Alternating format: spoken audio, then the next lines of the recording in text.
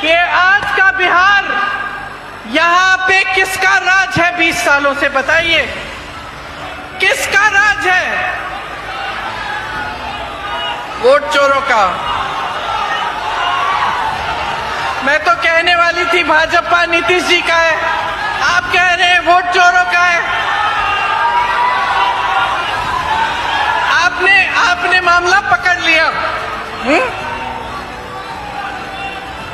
मामले की निचोड़